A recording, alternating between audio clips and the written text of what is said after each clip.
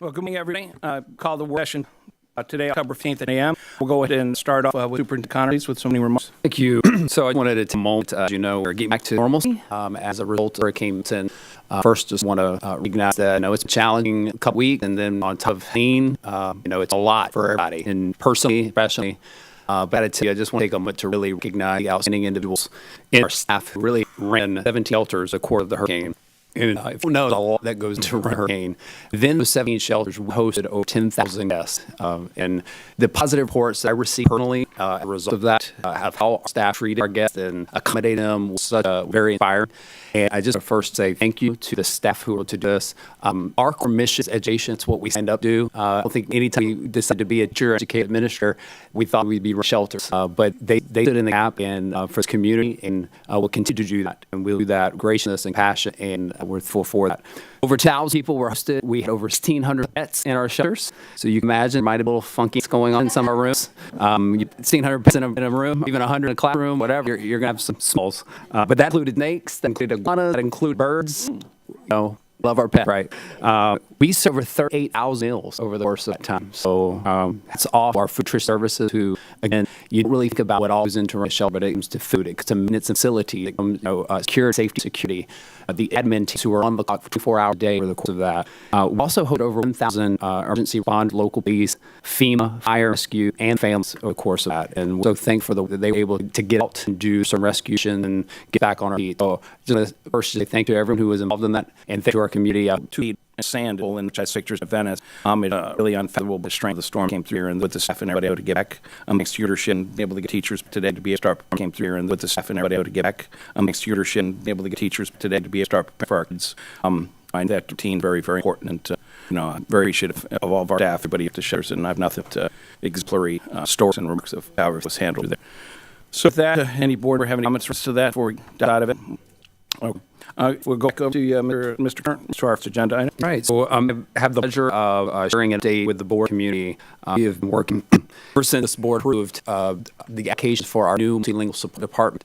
We've been hard at work at filling those positions, getting the right people in place, and staying up the vision that it can really take off and accomplish goals that we've all, as a board, have talked about over the last couple of months around how we support students who speak other languages other than their primary language being English. And so I'm very proud to share where we're headed in the direction. So we have our Deputy Superintendent, Ms. Raylo, here. We have Christy D'Souza from our Director of Strategic Improvement and Multilingual Learning, and our Supervisor of ESOL, Ms. Megan Rento, who will be joining share update today regarding our multilingual support. Yes, so Superintendent Khan said this part of the presentation is really focused on the multilingual learning part of the division. You heard the word strategic improvement in as well, that is a component that is nicely in this, but a little bit separate that we can date at a different time, but we're very much going to focus on multilingual learning. I'm very proud of the team sitting to my left, all the work done to get this department off the ground and start forging forward, in addition to the team that's sitting behind me of some program specialists that do many things, support schools and teachers. So without further ado, I'd like to turn over to D'Souza. Thank you for that introduction. Good morning, Superintendent Connor and Sarasota and members of the board. I'm honored to be here along with Ben to provide you an overview of our multilingual learning program. So in today's work session, we would like to take on a journey of the students that we support, and we will do to achieve our goals. To begin, who we are as a multilingual learning department, thanks to the shared vision and support of Superintendent Connor and the members of the board, we now have restructured, extended, fully staffed department of federal programs multilingual learning staff, allowing us to move away from a heavily compliance-based orientation to a focus on providing enhanced level of support to our diverse populations. Thank you. Their families and the education that with them. Notice on the slide in our conversation today, use different terms for seems to be the same thing, multilingual learner, ESOL, ELL, right? So there is a rationale behind our choice of word in the context. Multilingual learner is the name of our department. It's also about the process involved to teach students who use more than language. ESOL, or English for Speakers of Other Languages, refer to the program itself, the educators in the program, ESOL teacher, ESOL program specialist, etc. English language learner, or ELLs, refers to students themselves, learner. Oops. On the left side, far right side of the work chart, we have federal programs and great staff who focus on strategic resources for movement efforts. In the middle, bottom rung, the focus of our conversation today are district-level multilingual learning support positions, including ESOL supervisor, who's responsible for actively participating in and monitoring compliance with Title III and ESOL program implementation, and ordinance governing regulations, also for facilitating continuous improvement, classroom instruction for ELLs.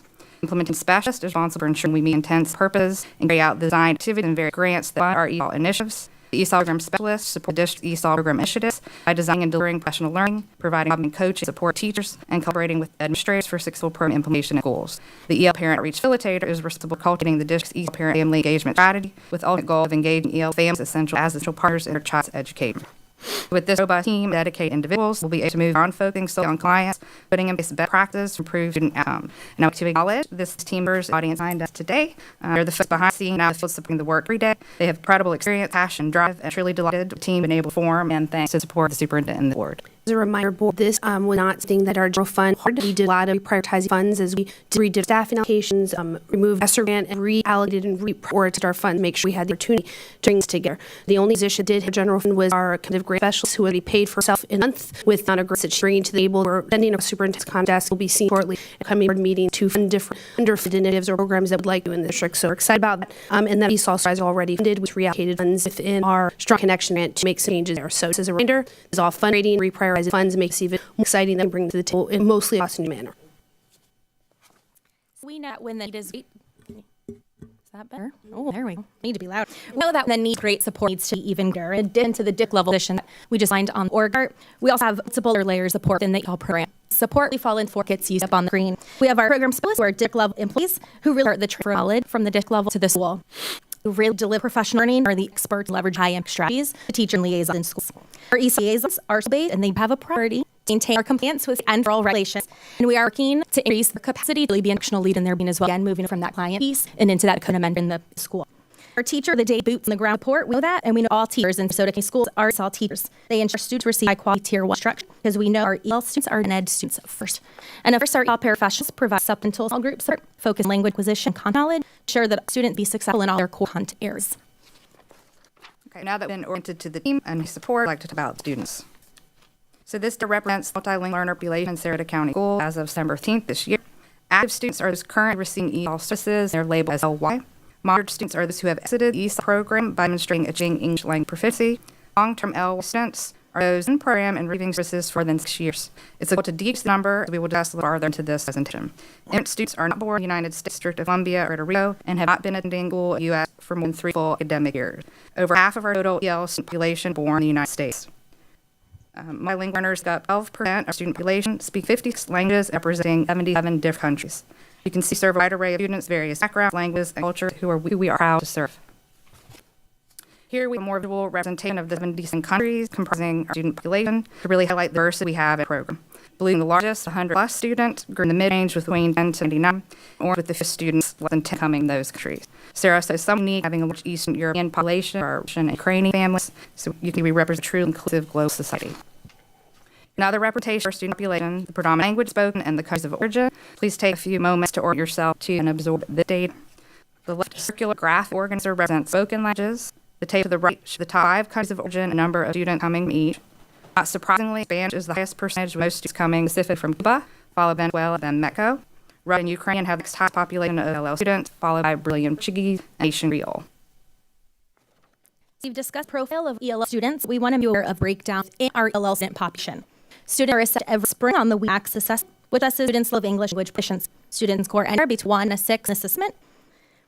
LYA, I want to start on the first one. So LYA is limited in proficiency, and as you can see, the higher student scores on those levels, the more proficient they are with English language.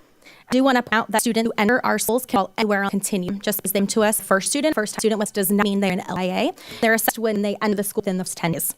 We've also bring the data down to their fees, so you can see our amount of students that are classified as LYA, IB, LYC, grade-based, so in our elementary school, middle school, and high schools. All students entering a district school fill out the language survey on registration and answer the 3 questions in the survey. I'm very proud to tell that the survey is currently available in many languages, including Spanish, Hindu, Russian, Ukrainian, Portuguese, French, and Vietnamese. More coming. If any question is yet by the parents when registering, school-based liaison completes the screen with the first school days. If a student is found eligible for EL services, meaning they scored below 4 on that graph I showed you, they receive an LY code, meaning are an active E student. As students progress through the EL program and exit from current LY status, their code changes, and can see the number of students in each phase of our EAST program under the lanes. This is the process we follow to exit students from EAST program. Do want to make aware that it's not a strict basis, but is rooted in state policy. All EL students A through 12 must score at least 4.0 on the assessment. You get the criteria to exit the program, increase in complexity, or student move the grade levels. All students, when they exit, they're monitored for an additional 2 years after exiting ISTS to ensure they're proceeding through grade benchmarks, their non-EL peers. In through 9, in addition to scoring above a 4 on WEA, must also score of a 3 on the LA FAST. And grades 10 through 12, that's passing 4 on the 10th grade EL assessment as well. All students, grades K through 12, can also exit via an EL commit decision. The decision is made collaborating with the teachers, parents, EL liaison, and any other stakeholder for that student. I'm going to look at our performance data now as well in LA and math, and a little about each school EL population. This is a historical look at EA performance data only for our active LA students. This is very typical in EA because what a lift it is really require a new language and trying to read, comprehend, and answer complex questions in a language you're familiar with. So the trend is very typical you see because of language barrier and content knowledge. You can see our proficiency stayed pretty consistent, and proficiency can be made by students who have been enrolled for more than 2 years. Continuing drilled into student data to compare FAST scores with their English language proficiency score to determine if it's a content gap or language barrier. We can really prescribe instruction next for each student. Gains can only be made by students enrolled for more than 1 year with the previous year's FAST score. And really like to celebrate these gains from our students as they're typically still in students who are good LA and LB. We'll look at our historical math data next. This criteria exists for students eligible or proficient and means in regards to how many years they've been in U.S. school. I want to point that we typically see much higher numbers in math compared to LA and because of that heavy different comprehension. And we know that numbers truly are universal language. This data and the difference between the LA and math data really outline the fact that our EL students are incredibly capable. These complex tasks benchmark when we remove the language barrier from them. Here is a brief look at all our elementary schools and the percent of student population that is active Y student. This shows a widespread ELL population across the district. Tuttle, our highest elementary school, with over 46% of our student population active Y receiving EL services. Venice Elementary are lowest with 4.3%. And here, look at our middle and high schools. Again, you see the locations with higher percentages spread throughout the district. In middle, Booker Hill and Mixon have 60% of their total student population in the program. In high school, are large populations that are high with 30%. Venice has the lowest population of all students in district with 1% of their population in active all student. Now that we've reviewed how we enter students into the program, exit students into the program, what those graphics like across our district and our schools, we're going to share with you those design reports are going to look like the team behind me, the team next to me, and not only the team, it's a multiple learner, but also our lunch sheet and everyone that is working with students have defined goals and align that strategic actions, which defines that their themes connected to our strategic plan. Looking at 3 goals that really do mirror that theme. You have improving performance of the student group. You ensure that we're increasing capacity of staff working with the student group, and empowering and engage those families. Working those 3 goals interchangeably is what's going to allow for advancement and support of that student population and remove those language barriers so they can be highly successful in a short amount of time. We're going to jump right to 1, improving academic performance for ELL students. You see each that we go through has 2 steps. So we'll go ahead and get started. Objective was to improve academic performance of all students, increase the percent of achieving proficiency in EL math 3% on fast. It doesn't sound like a very large number, but when we get into the den, where we are going to quite the list, but we've got a lot of strategies to ensure we get. Objective 2, increase the percent of student making progress, achieve English language proficiency on data. We know a student increase English language proficiency should see our asks increase as well. Then you'll see that typically in our presentation, when we taught our first-mind assessments or we're sharing strategic plan updates, we're really looking at our state assessments. This assessment is drawn out for the student particularly because it focuses on where they are as far as language acquisition and proficiency, but it really does drive instructional approach for these students. Knowing exactly what those areas are and where those gaps are and how our ESL liaisons and from specialists and class teachers can hold that tier 1 instruction and provide tier support. That data point is really heavily used to drive instruction, although they are general education students first, so they take that data assessment, but that's very heavily focused Florida standards. This assessment focused on which acquisitions we have to put together when looking at enhancing performance. Goal, and again, to improve academic performance of our ELL students. You see on the left side of the screen how we're going to measure success of meeting our goal, as well as this goal aligned directly to superintendent's strategic plan. When we look at how we're going to improve academic performance, we really look at the instruction happening in class every day and how monitoring the instructions happen in classes every day. Create a monitoring tool also will use to streamline their collection, align to benchmark, and decision mentioned in the comprehensive evidence-based replan. This tool is going to allow us to triangulate data and intentional steps each on their campus to ensure equitable access to really high-quality T1 instruction along supplemental resources in all groups. Highlight a new use of LA this year. We're excited. We are piloting innovation, just our ESOL liaison at the school level to allow them to get comfortable and lead the work following with our teacher paraprofessional. This platform utilizes real-time student data dashboard, combined tailored personal and based on the student data dashboard to ensure a robust system of support for our ESOL students. Goal 2, increase the instructional capacity of liaison teachers and ESOL paraprofessionals. Again, our 2 objectives. Objective 1, to develop ESOL liaison hygiene. You're very familiar with the framework, reading coaches and coaches, you've heard about before. We have weekly meetings focusing on techniques, data analysis, align instructional best practice to meet student needs. Objective 2 is to facilitate month professional learning offerings for employees to impact student learning. Again, this all to increase capacity of staff who work with EL students every day. Again, you can see we're going to measure success, meeting goals, along with alignment to their T plan. Goal is focused on high quality professional learning. We know a critical part of any educator continues to be impactful in the classroom and their students. This type of professional learning requires time, personnel, planning, funding. We're excited that we're able to coordinate multiple grants and funding sources to our month professional learning that resulted in a cost-neutral impact of the district. A few grants we're utilizing are with our annual entitlement funding source, the grant which funds intensive programs specifically for EL students. And this year we were awarded an additional grant that focuses solely on professional learning to increase the academic performance of EL students. Again, proud of these optional professional learning for teachers, administrators, liaisons, Sarahs, no cost to the district. Goal 3, increase parent, family, and community support. We know how critical this is be parent and caregivers our students teach, including their educational process of child keeps academic benefits for years to come. Objective 1 is to assist support for all schools to effective community and engage with families of multilingual learners. Objective 2 is to increase the number of community agencies that support the multilingual students and their families of the district.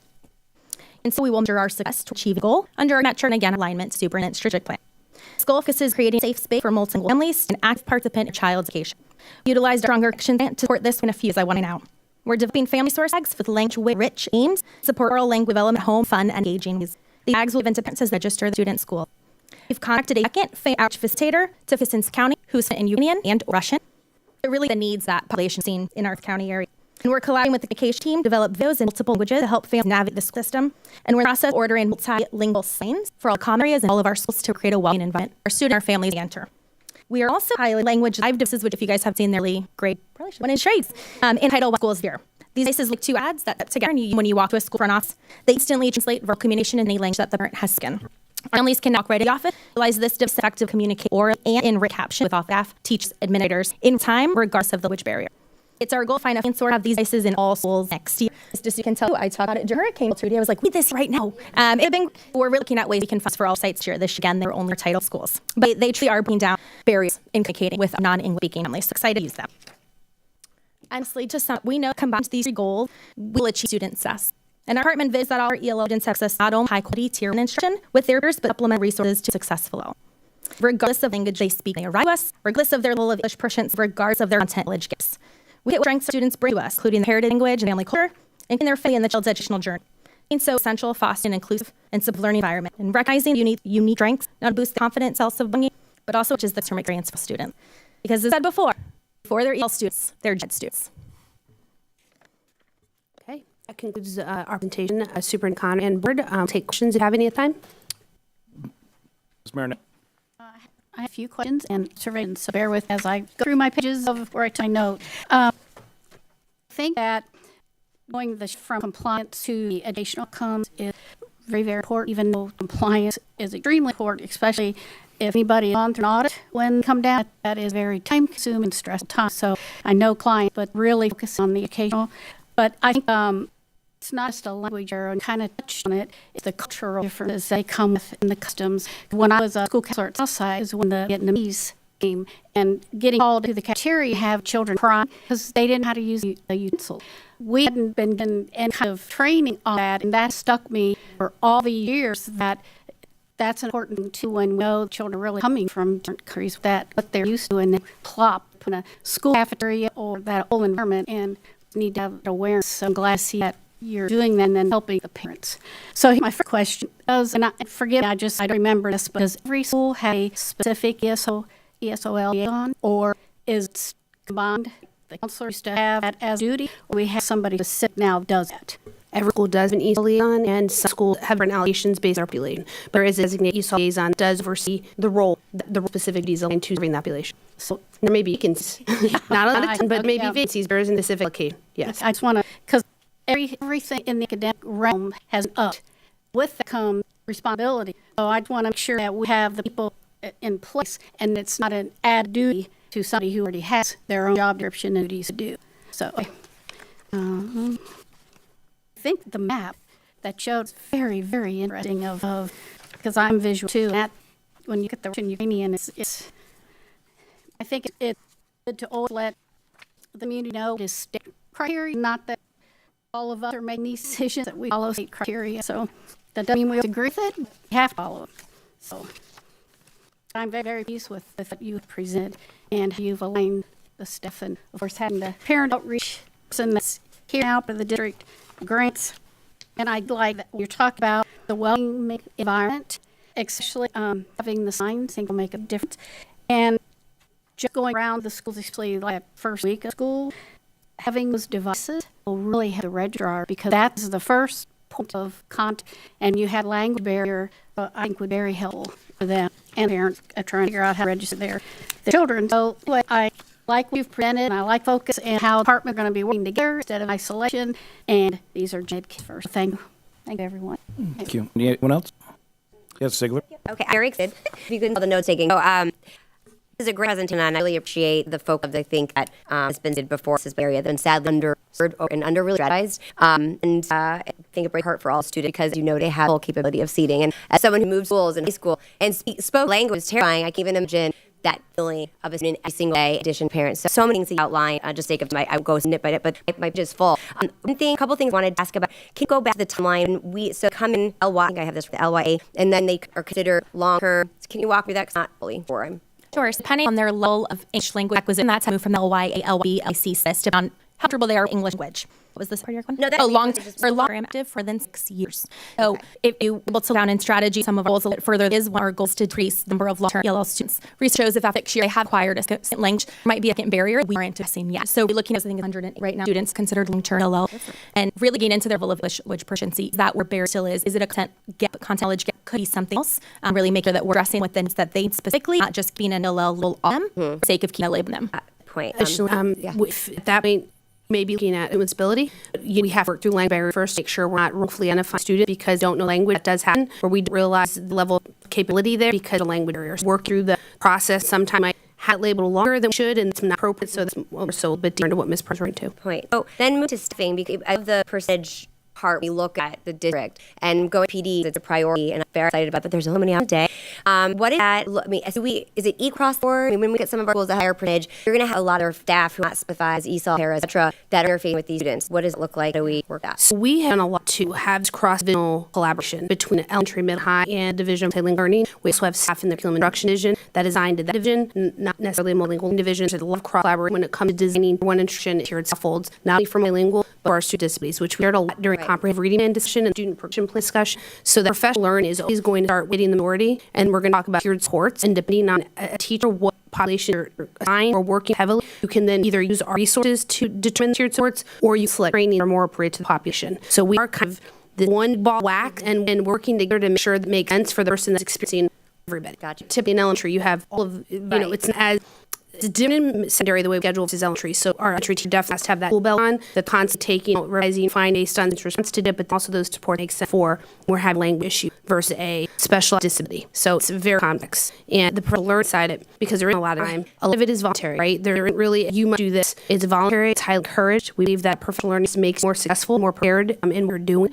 Doing that cadre work that we talk about for all those resources, whether it's literacy coach, data coach, whoever not assigned to a classroom, they're working each part of the division, curriculum instruction, multilingual learning, student disabilities, to make sure they're getting that training, also bring back the support staff. Because you have to just make a job at it. You have to equip people to go back to school and use the time and work together in classroom support students. It is very complex. Great question. No, and I appreciate that. And again, it's not, looking forward, but there is a habit that's noted. And so we're seeing the moment, but there's a lot of reality to it. And so I just want to understand that better. It moves me from a HR standpoint.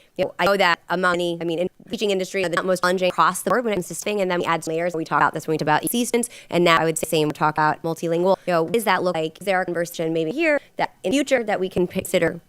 I was already with supplement or something, so can fill that gap. Is that something? What is that like? And how are the challenges hiring the right staff that actually are speak languages?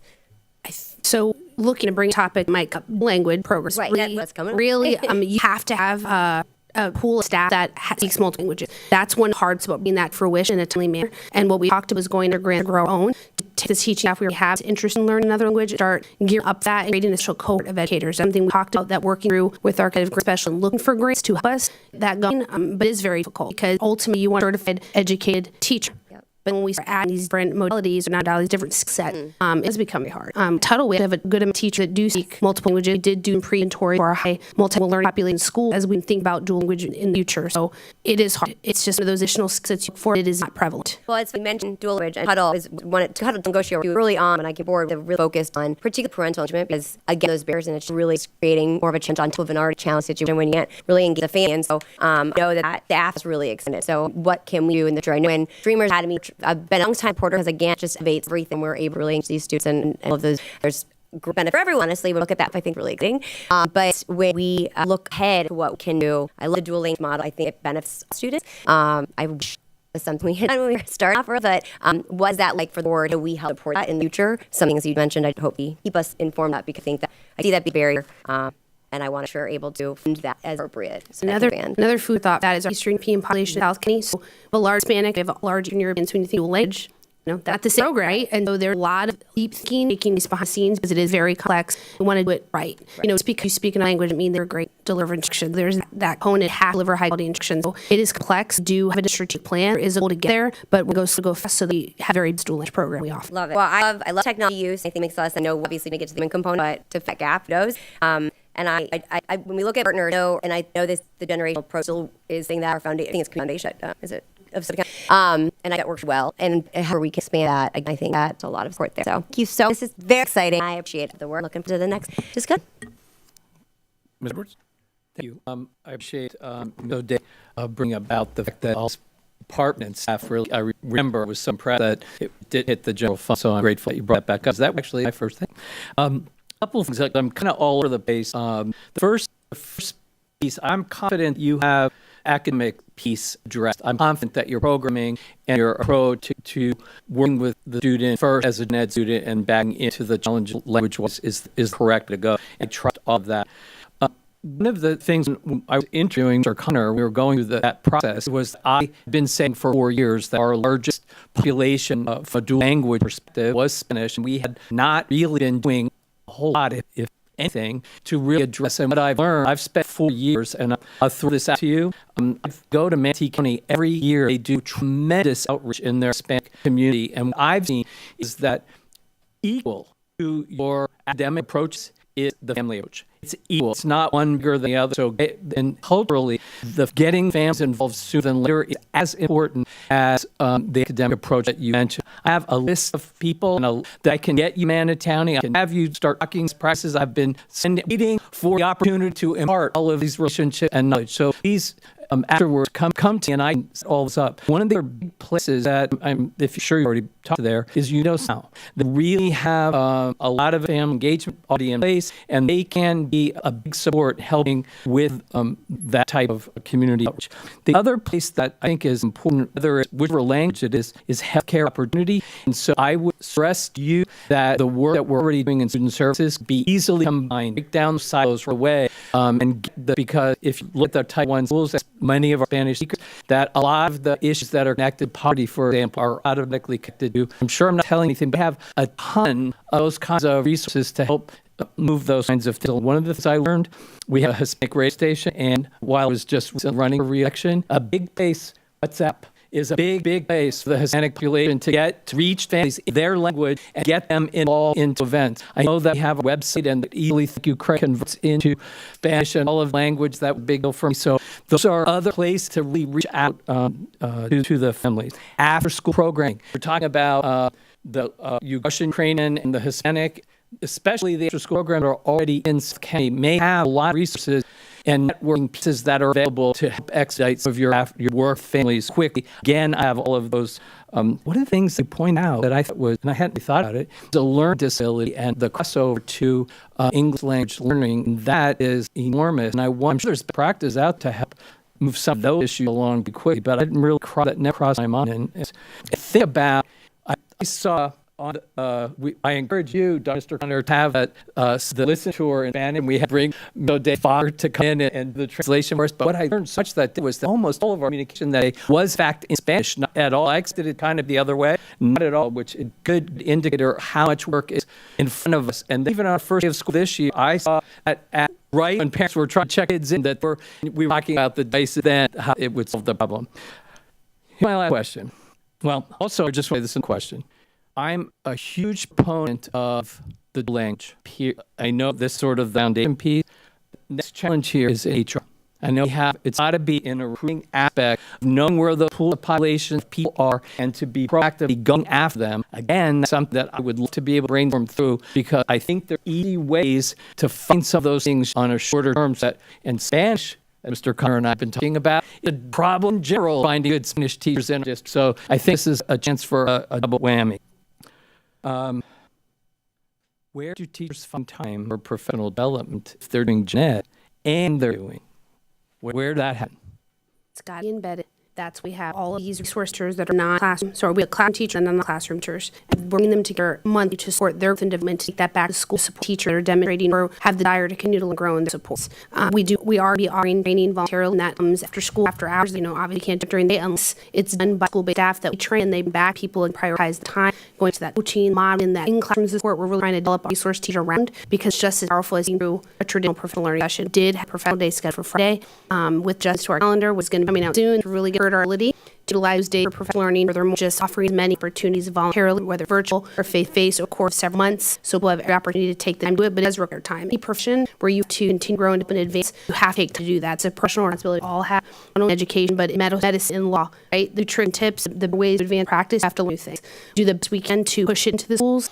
As a result, impact review that you two plan supports, so the staff do it. Staff meeting could do it in a collaborative planning session that they have. They do it in the invite coach and in that particular school doing learning walks, observe their master teachers. There's a lot you can do during the school day, and our impact reviews are developing that job embedded approach. Well, so it's not always having time outside of the school day to do that work. So it's multifaceted. It's not easy, and in most cases will require time from the educators to the time to take advantage of those courses. So what I think I would just say is that it's going to be a challenge to do regular professional development in addition to the dual language approach that we want. It's going to, and it became a challenge to the power, because there's a lot in days. So I'm wondering, if, and again, not for this conversation, is that if there's a way that we can look at additional staffing through grants that might also be able to help with, so that we can sort of like a fling saw until the teachers can get, we have expertise that can solve some of the learning issues for students. So again, for this conversation, but I would love to be able to sort of talk our way through a secondary approach would be, so that not, because this is amazing, and I want to see it fall by the wayside because we had two storms that interrupted us. Yeah. I think I'm good. My last question, I promise, is what, you got a magic wand, what do you need? What do you need?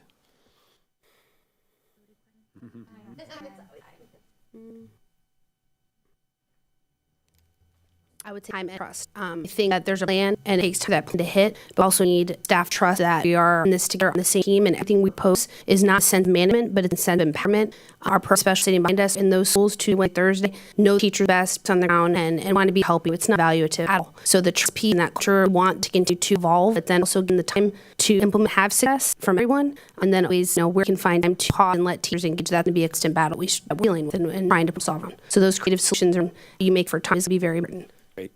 I say based on what I thought the impact review, here's what I love. Everybody loves programming that you guys, whether it's through being work and you're doing now language, everyone wants to do it. They're incredibly enthusiastic. I see that time is the number one challenge, and that was one of the big questions that I had. So I think they're especially now the learning loss that we're dealing with when it comes to climate change, we have to come up with secondary strategies of how we can solve some of these problems and keep the programs alive, not lose the great idea. So I think that's another place that I'd love to be able to brainstorm with you, talk to the superintendent about, and bring those ideas back to the board.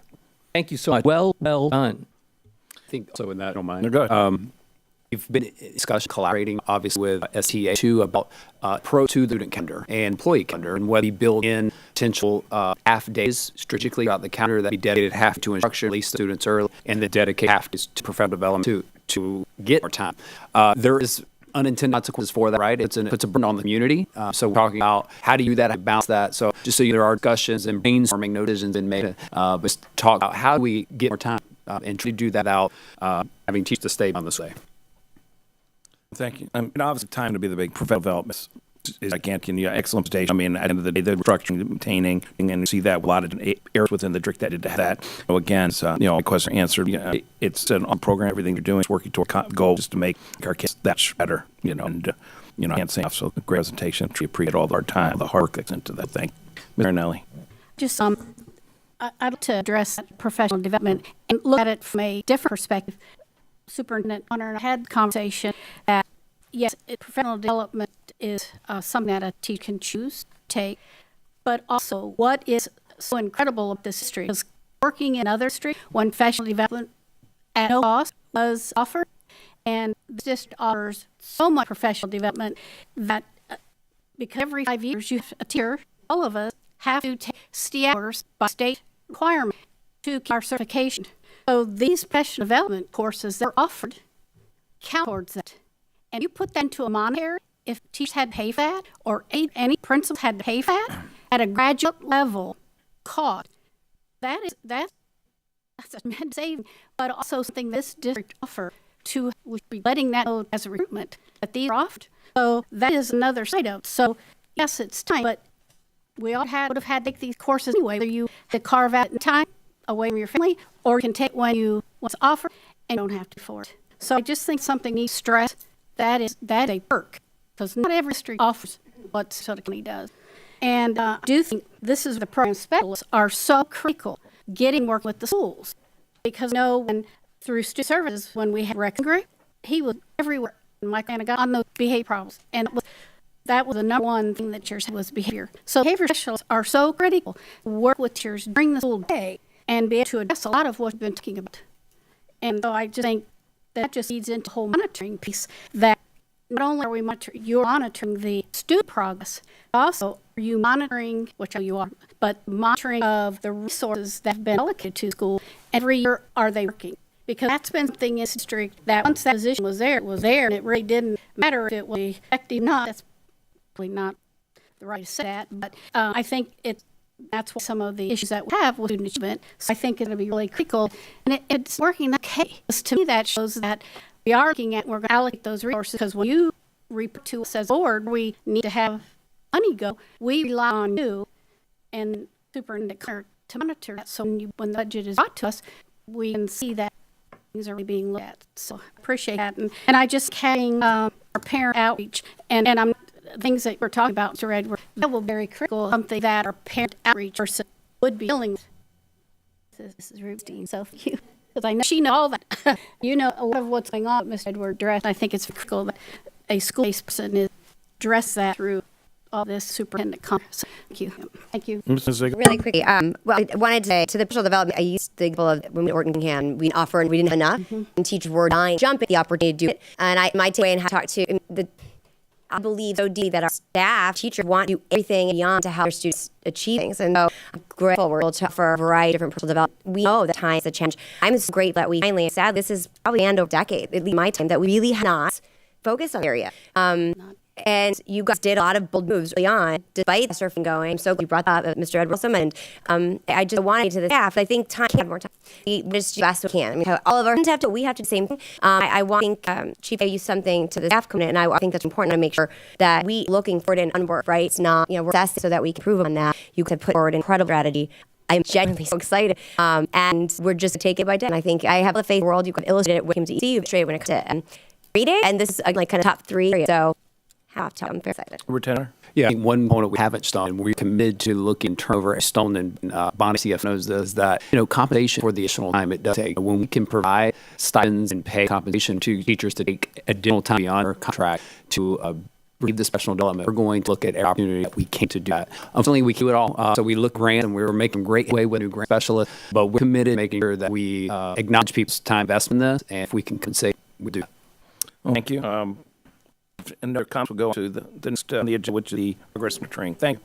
Superintendent Carr? Number today, we'll look at more. So, as you know, we've had an outstanding launch of the school year, despite the challenges that we have faced with 2 hurricanes.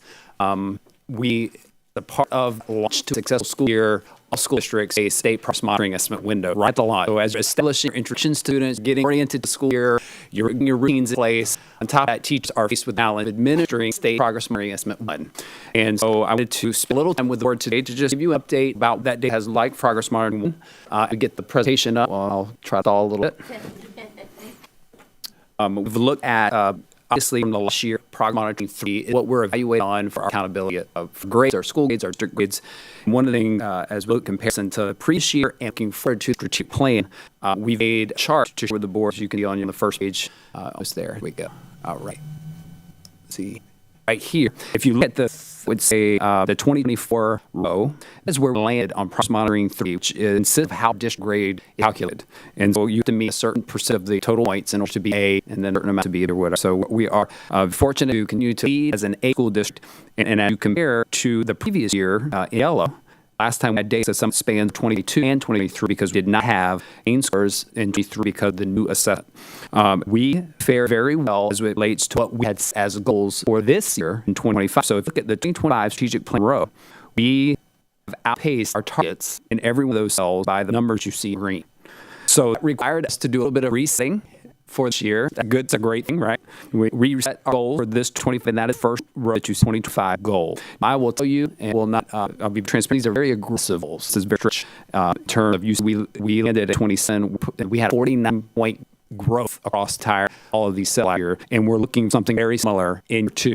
So stretch. I hat off to staff who have really this hand. I do understand that there is a little bit of anxiety around that, but I love what Rachel said earlier. This is not about management and dictatorship. This is about empowerment and support. Right? When you have high accountability, there must come with the right support, and support includes special learning, have those learn walk, talking to teachers about what they need. All of those things consistently happening at schools. So it's just a top-down approach. It's really coming in and supporting teachers as we reach toward these goals. So before I'm on this, I'm kind of just a little differently. If you have any questions, I can stop along the way. But that is where we're headed for this school year. So strategic plan, we'll have to update that in terms of the balance scorecards. So I'll start. One of the things I am very impressed about, and this is new with the progress monitoring estimate, is the ability to really monitor in comparison to other districts. I don't want to do that. Not previously done. So using the data here, you can see. What I want to show, at least in the public, is where we started last year, PM1, to where we are at PM this year, an apples-to-apples comparison. Now, these are not the instance, right? Obviously, kindergartens have matriculated first grade and sixth grade, second grade. But if you just get the cohort from last year kindergarten to what we have are entering their grades this year, start about 3 points above where we were last year.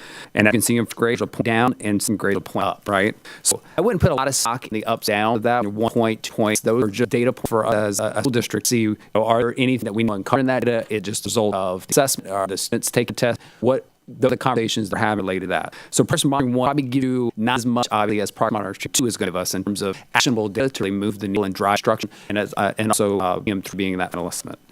those are the, I want to be clear, those are state monitoring windows. Teachers are constantly using their own assessments out in between those windows to monitor instruction and to provide their next steps of what they to do. So we get to the next slide here. This is ELA grade 3 to 10. These are the grade level that the state really used for the accountability part. So obviously when you get ELA proficiency at elementary, that consists of 3rd, 4th, 5th grade, middle school, 6th, 7th, and 8th, and high school, 9th and 10th. And so you see where cohort are. So you're starting a little lower, the cohort in 3rd grade than we were last year. So good thing about this that we were talking about our strategically plan, how we're support instruction, is that we're able to implement our grade plan much sooner than we did last year, right? So that'll be, I believe, going to have dividends on that as well. But you can see with the success we had in 3rd grade last year, look over in 4th grade with 5 point start ahead of where we were. That rest pushes 3rd grade has looked to sustain itself over 5 points, would say, is more significant. Usually drop, right? And so you can see across the board we've got some ups, downs, and the team is looking deeply at each of these grade levels to determine how that support looks like. This is where common planning really comes into effect, right? When teachers at grade levels can look at the data and determine where do we need some more time, what skills we need to teach, we need to put small groups for individual students. This can help drive a bit of that. It's not the only thing, but it's a big part of it. When we look at math, again, studying 1 and 2, we got sitting down 1 in kindergarten, starting a little better 1st grade and a little better in 2nd grade as compared to M1 last year. Did put final M3 last year and final elements as a reference point of view. When we look here, we see that there is more red, there is greens. This is obvious conversation starter for us. Okay, we're not starting as good as we started last year. So this is we're driving the conversation around what is our game plan with this cohort of students to make sure that we mitigate or eliminate any potential deficits that we see PM3. So conversations around, is it a professional learning opportunity? Is it more student-based resources that we need to plug to? We talked about a lot of things around how to go about addressing that. We are starting a little further behind in math than we did last year. So it's great for us to at least know that and then build upon our strategies are going to be. And I tell you, we put such a huge emphasis on literacy last year, and we see we've got to address math. At the high school level and middle school takes algebra and geometry, we do not have a state progress monitoring those 2 courses. Even though they're part of the state curriculum for school grade, they do a PM1, 2, 3. They just do a fee for that. So what you see in data here is 23 PM3, 24 PM3, and where we land. Now, here's what we're doing because the district, we need to monitor that. We created on what I call mock PM1, right? An assessment to see where we're at with all the standards starting here, because we can do kids come in with knowledge. So where knowledge do we have, and where are things we can accelerate, where are things that we need to start from the beginning, because we never made the standards they might learn when they went into geometry.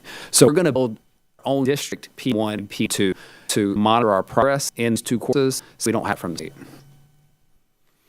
So this is a breakdown of our elementary ELA achievement levels from bucket by level 1 through 5. So if you see red, that means that we have more students in level 1 and 2. It's more students in that percentage than last year. If it's 3, 4, and 5, red means there are less students in the bucket as compared to last year. So again, 3rd grade, if you look at PM1 from 2023, we had 38% of our student level 1 starting the year out with 4%. All right, so to give you an idea. If that number shrank for level 2, we had 29 to 28. That's a good thing. We left levels in 2. We want more 4s, 5s. If you look at grade 4 in the middle, that bang those rows there, you'll see that we have level 1s, the same amount of level 2s. We have more 3, 4, and 5s than did last year. As it stated in TM1 progress monitoring is because it's given a level for PM1. And then 5th grade, you see you're starting out the same percent of level 1, less level 2s, less level 3s, but 4 and 5s. Now, again, the difference are 1 point. So not significant, but something for us to monitor as we go through the year. The next one is school. So we can see 7th grades look strong across the board with all greens. So it means we're reducing the amount of 1s and 2s and we've increased, starting out increasing the 4s and 5s. 6th grade and 8th grade, we've got red and greens looking here.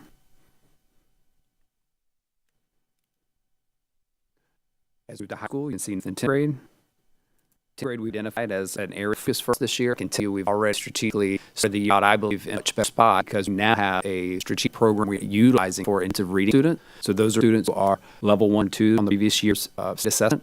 They're now in the 180 program, which was not there last year. We're implementing it this year. And we hope to see some success with that. As doing impact reviews, walking schools, we're seeing great things happening. So I think a lot of the red's already been addressed in the summer as we're planning to launch the school year in anticipation that you can never just take for granted that every cohort of students is going to come in stronger than the previous year's cohort.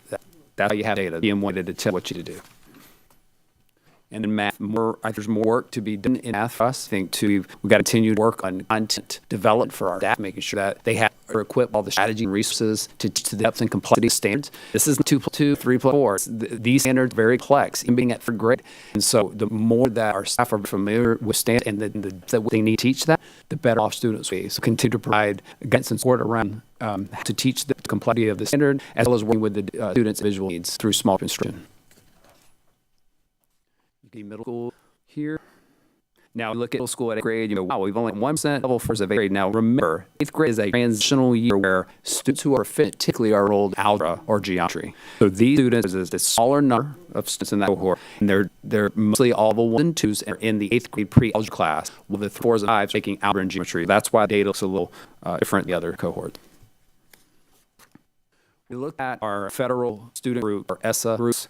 You'll see right to here where we're starting P1 of last year, P1 of this year. And what I draw your attention to, again, I don't get overly excited one up, one down, but we see 3 up for our student with disability. It's telling something there. And, we had a lot of strategy last year started to address that population through ES review, getting some moving in the direction. So I feel like that's starting to get lift. We'll continue to see that with that particular subgroup. With the presentation you saw today with our LL and multilingual learners, I think you're going to begin to see this just initiative this year with the last couple weeks, right, and the work that will transpire over the course of this year and several years, we'll begin to see a difference with the LL group as well.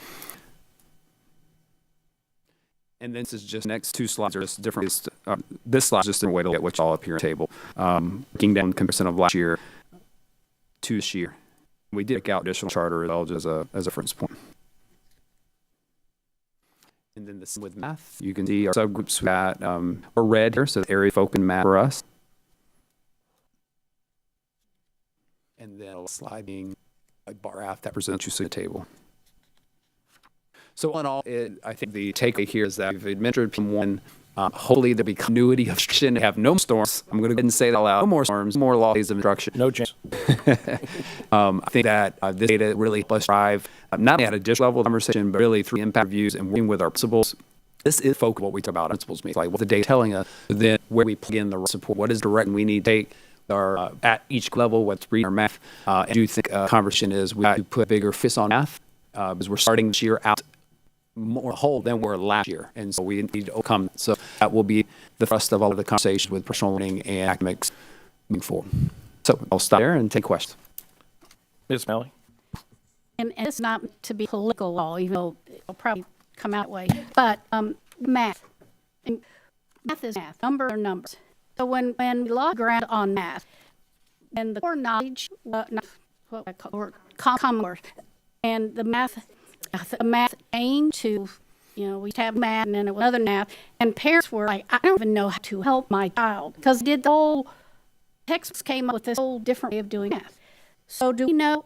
Are we back to more math is math, especially with addition, subtraction, multiplication, which is, if you don't have that, you're not going to be able to move for it. So are we actually more traditional? Or are we still with that common core new math type where parents, included, are like, how do you come up with this? Because I still parent, I don't know how to help you out because it makes no sense to me. Well, I would say the floor standards are very, very similar to what you saw with Common Core standard. There's been changes along the way that make them a little different. But the complexity and some of the strategies of how we teach the math has flavor at, but teachers are equipped with this. How do you break it down in a way that students can understand it, and hopefully we can translate and provide resources that our parents support at work home. But collect, it's not easy. Florida standards are very complex, and that's why the more knowledgeable you're out with the constraints of the standard, so that we're teaching outside of that and really teaching to the depth that's asked. Because you can stop some of these standards are very multi-faceted standards and they go very deep. And if we stop before we get down to the bottom of what the kids are expected to know, it hurt them as spiral up to the next standard. So it's just continuing to make sure that we're really getting to full complexity, the depth, so that set them up as we spiral this from the grade level. But yes, it's complex. Mr. Edwards? Only really want to say that I think kind of same places that just time let the programs take hold and I appreciate that you're empowering and supporting. I think that we're in the same spot. Yes, sir. Mind our concept. I know I love the data. I think it's interesting. You look at this and going on last year, how micro-targeted guys got winning to being outcomes, which is amazing. No pressure completely like this, but for me, when we look at aggregate data, I think it's very fascinating. I appreciate I love data. I think the multi-year are more compelling in general. Look at aggregate data or cohort trends over here. But, to know where we are until you guys have on it, which I had doubt, this reaffirms that. I think we're in a good place. I think Ms. Arnelli's points well again. Something we talk certainly when standard change and they also change. Actually, go back to, I really love that you guys create your own M1. I think you've done similar things, at least when it comes to assessing, even because you never ever change standards again. And so being able to see that aggregate year-over-year change trend helping there, this static comparison, you have really done it. I love that. But when it comes to parent support, we have so many things in a couple of years, but I think that's a great area. And time, and you have to focus on our core competency, but just some of the videos, that's a great communication project. But there are things that can be done, share parents and how to do that. But I also know our teachers are really great with those sources. Oh, and you have had conversations. You mentioned different resource page. We could maybe break down grade level, and that's something the team is investigating. I can do that. Yep, it'll take time, but make sure we equip parents with the right resources and aligning to the timing of content is being taught is also what we're going to figure out. Yeah, thank you. Well, look at it, at like a 4,000 level, is look at it, we target the grade, we look at the scores, look at where in fourth grade. So if we look at that as benchmark, what's going to happen in fourth and what are you looking when they get to fifth? And that is that we are growing. You look at that 5, 10, 6, 7 years, that's going to pay off so much. I miss Trevor's about, you're going to do, are you going to college, doing trades? That's show the big evidence, but you just look at the trend and look at your picture. If that our goal is to have to be able to do things they need to do third grade, now in grade they're starting them higher, then they're going to look fifth grade. And then the next year's third graders. And that's what the whole thing to me is, I see, it's just first P1, but I see that really, Michael is what matters to our students much better, and it shows that to be the end as it goes every single year. I think, for you to like 50, 60 points this year, and this is perfect, Ms. Hahn. Thank you for being able to do that. I think that, I just think it's rated for me, and that I focus on as I look at third to 4A. That was what's this year going to look like, what next year look like. It's just increase everybody's case level, and I think that is really the goal that we should have our community. So thank you with that. So, and with any more questions, go on to the next thing, Connor. We're going to move to a safety and security update. We'll have Chief Ruiz, Jay Overbay, and Doc Hip. They're going to provide a quarter two security update.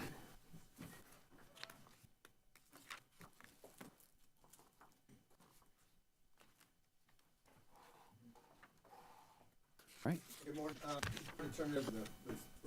Take an opportunity to tell you how impressed I was with Dean's ops to everything that's taking place with the storm, with passing everything pre-storm, as waiting on everything pre-storm, Delta operations, the principals assigned to the admin, the actual personnel, safety, security, chief, our school lease.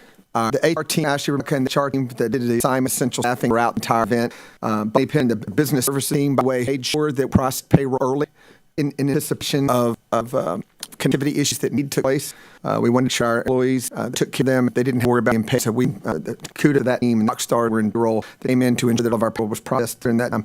All the TCO's team, the emergency operations team at TC, every times that we spent a lot of time together, over the last 5 days. Our communication coordinator, our team here, with communicating with the county agencies, communicating with the public, they did an outstanding job, as well as our support service team to reach out, ensure that our people are checked on, they're taken care of. I've been extremely impressed that. Then the storm came, right? And then the storm came, facilities in construction. Our main custodial personnel have been working on the clock to ensure that we were ready to do everything we can with damage estimates and tail estimates. The board needs to know how impressed I am. If I had a one district first class commitment, first class everything to food service, dealing with food supply shortages. Our valued partners, contractors that stepped up this time need, whether it's debris removal, trees, tree issues, site clearance. I just feel compelled to let you know how proud I am to be associated with Sarasota County School and all the teams associated with what we did during this last particular week, and simply how much we care about our employees and reaching out and ensure we care of them. As a result of all those variables that everybody plays a part in, I can assure you the fact that we are ready to open. 4 days, really 4 full days after an event like that is impressive, and I'm thankful for all people and commitment what they did with that. Safety, security, everything took place in those years. Everything took place post-year and continues to take place today. All our reward, all in district HX will be rolling in the morning. So I'm so thankful for the team. Mr. Carr, just to say it because I've seen a lot in 35 years, different places, and the committee here is unmatched when it comes to our backs. Just what we're doing. Thanks for that. With that said, I'm going to present today our safety, security, our police, Jason Bay, some of our compliance, Florida Department of Education, what we need to do to make October deadline. So thank you so much, Chief. Real quick, I just want to echo what Dr. said, and specifically as for security, the shells and stuff. This is the first time that we use security specialists, and it's a fairly new position within the district. And I just want to go I heard from principals, from administrators, and other camp staff was winning administrators. Obviously, we had our SROs for law enforcement, but the assistance, the extra eyes, security specialists provided during that event, we had a significant population in our schools, was impactful and it helped a lot. So moving on, Jason was in charge of that section out there. thank you for that, and let you guys know that it was a wonderful addition to safety and security in our schools. Good morning. Thank you, Chief. It's really nothing to do with me. Have people that work for us, and we're very, very proud of them, everything that they put forward through the storm. Good morning, Superintendent Connor, Vice Chairman, and distinct members of the board. Today we're going to talk about our state requirements we have to have done prior to November 1st, 2024. We're required to do according to safety and security announcement on state compliance. We also have to do our Florida School Assessment Tool, school security risk assessments. So we'll talk about those things this morning, and then at the end we will go over everything as a composite. This year in quarter one, we're required 1473 to talk about the compliance visits that the state has done. They have no compliance visits to quarter one in Sarasota County. 0% of our schools have been inspected by Florida Department of Education Office of Safe Schools. So that is our requirement that we're supposed to announce in open meetings with the board. We did have 9 safe school officer checks this year. What safe school officer check is a compliance officer from the state come onto grounds, asked to see the safe school officer, which can be guardian, a security aide has guardian training, SRO, or a D2 or a DD. So of those, and once that safe school officer comes, they ask them a couple questions, mark off they are there, and they leave. So during all of our 9 state officer checks that are done this year, we had state officers at schools. I know all our district schools have some police officers on them. We have a few schools, Sarasota County, Northport, with police and deputies, and we have just a few schools that have guardians. But we've been 100% compliant with that every time we've been checked, especially this year. The next thing, go ahead and start into, it's the Florida Safe School Assessment Tool. We do meet on this or talk about this every year. We know that after Marjorie Stoneman does high school admission and Senate Bill 7026 was signed into law, the Florida Safe School Assessment being mandatory for all schools to submit to the district and then to the state. It has to be done by October 1st of every school year. We also have to make sure that charters have access to this, and they have the same right and ability to submit that to us and also to state. All schools submitted their safe school risk assessment tool on time, and we were 100% compliant in all of our submissions to state. A big part of the school security risk assessment is now about hardening funding, and so we work very close with all the schools, including charters, to make sure that we've talked to them about what they will use hardening funds for, and to make sure they've answered questions correctly inside the Social Security risk assessment to make sure that state will approve their hardening funding application. The amount of questions that are in the safe school assessment, we used to give you a number and say there's 652 questions. We can't even do that anymore because there are subset questions. So if you answer a question one way, it's going to list an entire new chapter of questions that have to be asked. So there are hundreds and hundreds of questions that are dependent on what chapter and how he answers questions. And we go through every single one of them to make sure that they come up with as their kind of hardening request that the state is going to go ahead and say, yes, we agree, and that's something that you want to be able to. As this part of this meeting, we have to do an executive summary of district best practices, and after the meeting, we will plead that. What is the requirement that we have to have done by November 1st? We appreciate very much putting Superintendent Kerr in this spot so that we can make that deadline. What we do is kind of what we're just talking about. Take all of the district and show you a slide in a minute of some of the things that district administrators felt like were important in their school grants. We took all of those things, put them together, we put into a best practice report. We'll bring that to the and safety team that he pulls together. We'll talk about that for the district and grant funds and what we plan on doing with funds this year from the state. So as always, Chief said, we tend to lead and never follow. We are continuing that practice here in Sarasota County, and it is because of Superintendent Connor, CAT, and the board that we're able to continue to do that. One of the things that we'd like to highlight is our threat management team, coordinator, district threat management coordinator Mike Lanagutta, and deputy district threat management coordinator C. Wetz. They do an amazing job, and we're expanding on that with what we're doing here inside this county to make sure that we're doing what the Florida model is we put in place for, which is to capture the kids that are in crisis, get them resources they need, and move them through into being students again, and get them past this situation while they still face whatever charges might be there, or whatever discipline's there by school, to make sure that we pull all the resources from the state, the county, and for the school district, make sure that these students do not fall through the cracks. It is something that we are very proud of, and it is an area in the state that we are really setting a trend here in Sarasota County. To get back into the school safety risk assessment, all schools got admitted to requirement compliant. We are continuing to do the required school safety tours where we invite first responders from all over the county come on our campuses. We ask them what they see, that areas that they think we can improve. We bring that together, put it into reports we present at Dr. Kemp and the safety team to make sure we're looking at everything from as many different angles as we can. The school district did also receive a mapping fund this year. We got a grant for the state. All of our schools, including all of our charter schools, have been mapped. We're now in final area of the mapping where we're doing layering for emergency events on campuses and other types of things. We layer different maps, and they will be provided to all emergency responders in Sarasota County and the state in whatever format they choose to receive the map in. So we're very excited about that. Another part of what we pulled out of school security risk assessment, again, is just highlight from administrators of areas that they feel they would like to the district to look at. And so this obviously is going to change because this all had to turn in prior to Hurricane Lee and also Hurricane Milton. So we kind of need to reevaluate what some of the administrators think. But 31.5% of schools felt like fencing improvements needed to occur. 38.5% wanted some traffic calming or some type of dismissal system that improved dismissal safety. 64% of schools wanted more, or felt like they needed more assistance with 1473 and some of the challenges that we had with monitoring gates and things along those lines. And then 60% of schools wanted some help with LT boosters and things like that, and to help with communication with students and staff. The SRA, like I was saying, filled in by security teams by the school safety team. Every school is required to have a school safety team, and something we put in place back when Chief East was our chief of police. On those teams, we have an administrator, we have a custodial person, we have the FNS manager from the school, we have teacher, we have the SRO, sometimes we get have the security guys on it. So it's a very diverse group of people who look at security differently, and they come together and put this core together for each school. So we get a very good understanding of what the staff feel the security is on their campus, and not just administrators and law enforcement. We are continuing as a district to move forward fencing gate improvements. We are upgrading cameras. Sean Keep, the director over security technology, is constantly upgrading cameras, our camera systems, and our access control. Y'all are aware of some of the systems that are being in. We're merging our school communication network, our radio systems with county, and working on improving that. We expand the district with adding in schools. We're working on county, make sure that we're going to be able to meet all of those domains.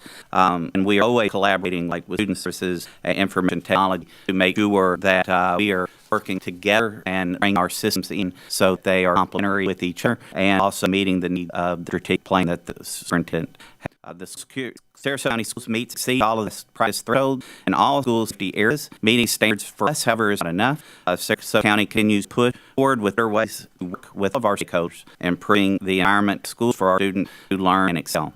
Our commission with this report is that we continue improving school electronic physical security infrastructure, continue our efforts at threat management training with staff and outside agencies, continue efforts in mental health first aid that Meg Taylor, pursue funding, continued hardening of schools through other grants, continue active shooter training drills with all law enforcement partners, and improve communication within school, emergency responder, and staff. I think I got to that forward. I apologize for that. We especially want to thank Superintendent Connor Doc Kemp and Mr. Dumas for all their help. Chief Reese has been a good leader. Sean O'Keefe, Tony Kenny, Paul Stinson, and Sergeant Mary Durham really helped us pull all of the report together from each school and make sure that we were not missing any of the I's or T's in that, so we would be ahead when it came to state compliance and with the hardening grant that's coming. So in closing, our summary that's to be provided by the school safety specialist for Sarasota County is that we have access report that we're going to be brought forward in tonight's board meeting for y'all to vote on and approve, and then once that is done, we will submit that to the state Department of Education so that we remain compliant with all security related. It is all that I have, and I'm happy to answer any questions or turn it over. Thank you very much. I appreciate hearing. Also, just I have no doubt, and I believe I've heard it hurting about how the amazing work and customer service, and I heard a lot of that responses from the community. So thank you all for work. Question: no timing point. What items fencing? What the average? And this average life cycle for our? And we started before SD. So we started doing perimeter fencing in 2016, and asked for everything certainly for MSD. But I know when you have percentage, I'm not including any of the dorms. What's the average life cycle for fencing or our school, or just piece? Do we know? Depends on the service. Okay. And when we're in the last two events, some of our, and we love the signage that gets put on. Yeah, right. That They makes do. well, sure, it creates drag. There's some thick and convincing. It creates issue for us down the road, like those signs that create drag with events, knockovers.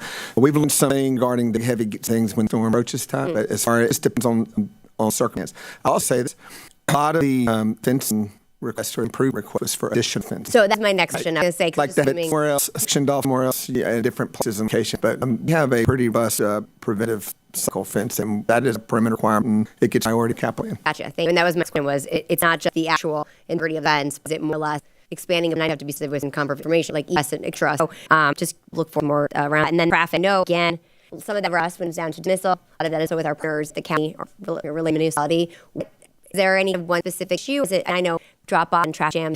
They're very difficult to prevent. It can take away, create, or you aware of any security exposures, heightened exposures there?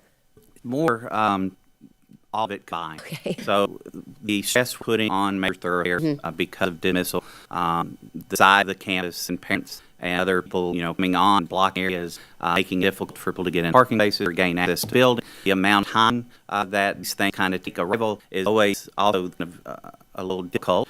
But arrival is usually a little more staggered than dismissal is. Right? So dismissal is at a time. Everybody wants to get in, get out as quickly as they can. And it's pressure that it's on our radio system. A lot of schools are using radios exclusively for to move kids this way and that way. And that's a lot of pressure on our radio system. So looking at things that we can bring together a lot of different technologies to get safer while at the same time speed system. So we reduce stress on radio system, we reduce stress on the arteries of the county, and we're able to get kids safely to their parents who have to pick them up or the bus or where they're going, and that can track that also so that we know the kids are and how they're leaving campus. So it's kind of a combination of everything, and we're trying to find that tool that kind of meets all those needs, or those tools that we can bring together to meet all of those needs. Two things is request for, since we're stacking process, and second biggest we see is request for bumps, signage, things help back parents and that are picked on those follow those processes and procedures. And that's our campus, usually not. Yes. We're talking. Right. No, right. Thank you for everything you guys do. I appreciate it. A couple questions. Where we have the improved communication with the emergency responders and staff. I thought we really spent multi-millions of dollars with Motorola to make all of that happen. Where are we still in gaps? So now it's training, not district staff, but county. Sheriff deputies, where our frequencies are, they can get in them, they can use them. We meet them, train them. It's always an improving process because it's always turnover. There's always so much turnover. And it's meeting with, and part of our school sectors that we do, it's a big part of, we talk to all different jurisdictions. This is where we're at on your frequencies. They're dispatched, we meet with them to make sure. It is, we'll have to talk about expand the system because of the growth of the district, but isn't the system is there, it's functioning, we're not adding anything to that system. It's just now we're working with our partners and through the turnover into our school safety board to make sure it's aware. It's just an area that we never want to say that we're done in because we don't know who's responding to our campus during these emergencies, and we want them to know that they can get direct in touch with our principal or somebody else, not just the SROs trying to deal with things the way they are through the radio system. So it's done. It's just we keep it there, make sure we're always doing training and always putting it as one of our top things when we talk with emergency responders. And I'd like to personally thank the board of the investment that shut in our radio communications because it paid off immensely in this last storm without cell towers. Cell service was disrupted, had no email, we had no access to internet to do the very 1-3 images sentence. Because of the investment in the upgrades in the radio system, it may reevaluate this, what else can do that to ensure that we continue to make that as robust as we can. When we go through periods of no communication at all, we have ways to communicate. We communicated with shelters, did roll calls, did that we would not be able to do online, all through the radio communication you guys support us with. So thank you so much for that big Francis storm.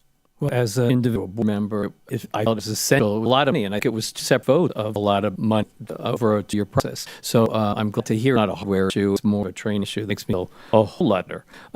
Understanding we have to add equipment as we grow. I'm getting a lot of questions around active shooter training regarding ALS training looked at online. Is that something that I just want to be able to answer my constituents when they bring it up? So ALS training is active shooter training that was adopted in a national basis, law enforcement agencies, and some agencies follow it, and it is a training. We actually have our own active shooter training, which covers much everything ALS covers, plus more. On top of that, we are strategic in doing our training with our agency partners. So going back to communicating a lot of things, when there's a critical incident, communication is usually the biggest issue. If you're on this channel or not, or switch channels, especially in school buildings that at times hard to get out and train it. So working training with communications is very important. We do, well, not 100%, our police officers are 100% trained in actual training, and we do that annually. So ALS is just a standard form of training that was adopted. Is known nationally, but we don't all that because it's built into the training that we do. Lastly, in the recommendations of continued efforts for youth mental health state training, can you describe what that is? So, as you know, we're required to get 80% for staff. We have to make that report and get it July 1st of every year to the state. Our goal is to be beyond 80%, and the state outlined who has to be trained, and we're way over 80% who has to be trained. So we're looking now at other staff because it's good, important training that aren't required to be trained by the state, and making sure that we're offering them the ability to go into class and learn those tools so they can recognize when our students are in trouble and not just be the staff that's out the state has outlined. Thank you. I focused mostly on recommendations as we're obviously a continuous improvement model. So thank you so much. I'm obviously grateful for our security team and the work that goes in keeping our students and our staff safe. So thank you very, very much. Ms. Marinelli? Thank you. Excellent report. I have a questions and a few comments. Usually, I find interesting that on the school compliance visits that there were 0 from Department of Ed. Did they give you any reason why? Well, to be honest, we don't ask. Okay. We were visited extensively in fourth quarter of 2023-2024 school year, which was prior to 1473 being passed. So I think their focus, every one of our schools has been visited by the state of Florida in the last year. I think their focus is going to districts that have not been 100%. If you remember in our report that we provided last quarter, the only violation that we had was that one assessor certificate was not available at the time that person asked for. We got the assessor certificate before we left the school that day, but it just was available when they asked. So Sarasota is not a district they really focus on. They were there and they're part of the state looking at them, but we expect them to come soon. No, and I think that might be a caveat that the public knows. I think that's tremendous because if their districts that aren't, they need to spend the time there. If ours is in compliance and have been for 3 years, that kudos to everybody at the school. So I could be did. I'd have to say it's just amazing how things have changed and keep getting added line and to where we are now. And with that, I think there's a balance that schools try to do of meeting the safety requirement, just making it a welcoming environment when parents walk in to know, because when you walk into the schools now, the first thing you see is that barrier. And it takes a lot to have people feel welcome by the things are now. And I just like to know, through all the years, I was here when Combine and everything that. 1999, just to put that out, 1999, Marilyn. It had such an impact on all school personnel, you just couldn't imagine. And now it seems, but so how many unfunded mandates are there now that the districts have to put their own money in? That's unbalanced, the educational part. How many unfunded could just give a little apart?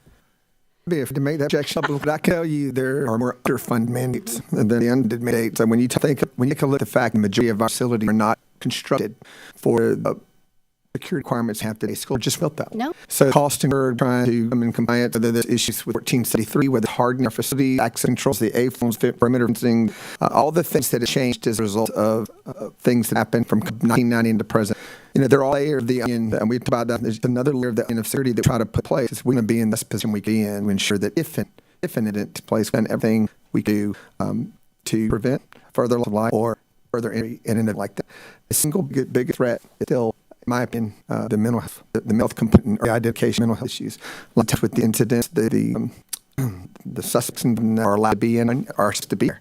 So it puts extra responsibility on us to try to make that we every layer we can and we have appropriate training and our people feel prepared, ready, if and we're doing support service, the work we're doing with response teams, the visit, things of that nature. You saw all the 5 Florida, all these that take place. Mental health components still one is a very really expect to control, but very difficult to control that variable. Well, and I agree because most of my career was a school counselor and working in services. So that's I'm always advocating for trained professionals, and you don't always know who that child is because some can fool. But I guarantee you, from kindergarten on, there are signs, and you any teacher, any staff, they tell you got to watch this one, and they're probably in a group somewhere being taught to by somebody. Usually the little counselor, and then they refer to social worker or the psychologist. So I think that's critical, and that's enough fine balance of the budget. But I did write down about mental health piece, and I just don't think kids realize when they do some of these, whether it's calling in that, the school's going to, they don't think past the attention. They don't realize that the felony, and if you're like 13 and you get a felony, that doesn't go away. And how the seriousness of that offense, it's not a video game. This is real life. And, the school system cannot do it all. We are not the community. We are part of the community. So there needs to be parental support. There needs to be community support because we can't do it all. And always analyze how to have parents talk to the kids about theories of this, and they probably many do, but when the kids aren't away, they're away from it, and all get together and ooh, this is cool. They don't like what they've done. On that note, I'll tell you, when you process in place where they can report cease and desist, I can tell you every one of the threats, and process through it. I'm encouraged by the comfort in which our students and individuals in the community will come report things through 45 Florida direct to admission, direct to the SRS. There's something one of the best things we can do, and it's us to sure we act on every one of those to Absolutely. follow through. Well, you know, perfect example, Mr. Edwards and I were in high school for the 9/11. And so, you know, through the streaming, and aside from the seriousness of it, you're thinking, don't they know that they're going to be caught because they streamed it through school? And it's like, I think it's important for us to have, as we was following on that, to should enforce a law when law is broken, but also have a bus communication plan. We do here in the House, Superintendent has, where we brought a measure right away, had a meeting of all 4 years, Tino's, and it's clearly it's not measures, not only students, but parents, community are to say, hey, this is not a joke, these are consequences, and we all have to come on board, school department, our parents, and our communities. And I think it's just a constant that we have to have. Oh, absolutely. Because this year, the next grade levels come up, and it's a joke as well. So it has to be on top of that. and it's going, we're going to always have that. But I really appreciate it. And I know for Hurricane Milton, I did not do that, but for her, I visited a couple schools before. Milton used to was a little different. But I have to say, with all the security in place, even though I had my badge out, I knew what was happening because the security people, like they see you walk up, they kind of that line there in a very low-key way, you know, or say, I had blah, blah, blah, was in the door because, you know, when people in front of the community and you have health issues with any of those people that come into our shelters, it's so important to have those security processes in place. So thank you. This is nice to know it's evolving, and it will be. So thank you.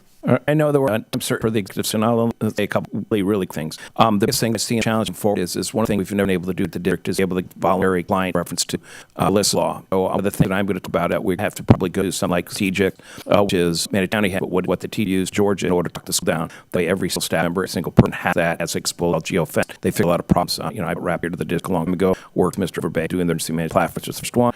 But I think something now is the complaints that we never have a debate that's not be able to school because they were able to not put that on their mobile, put it on phone. That's something before I with 473. A lot of conversation with the school, who survived there in Tassie. Have a lot of challenges in that site visits are twice as long as they have to go such stuff to do everything. Or have to be a lot more thorough in because there are a lot of moving parts of those processes. Reference to this, I appreciate that. This lead follow comes to say. I also say what Marilyn said.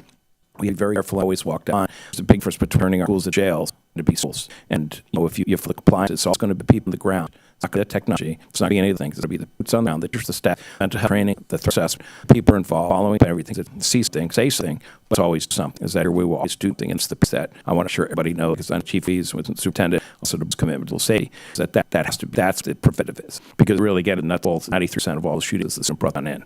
Not from outside, 2 hours is all the insane hook. So really get into that. It's all going to be people on it, staff being trained. So with that, you have to move forward to thank for great hesitate. Mr. Obey, Tessie volunteer friend, congratulations over there on the Gators. Anyone at the Gators, a great day. Did you turn my mic off? Somebody turned my mic off. But anyway, no, thank you very much. I really appreciate it. And I'll see you guys later this soon at the meeting. So thank you very much. We did not lose. Yes, you did not lose. We were because we were a bike, so we couldn't lose.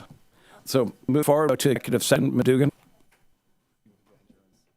We'll go ahead, adjourn.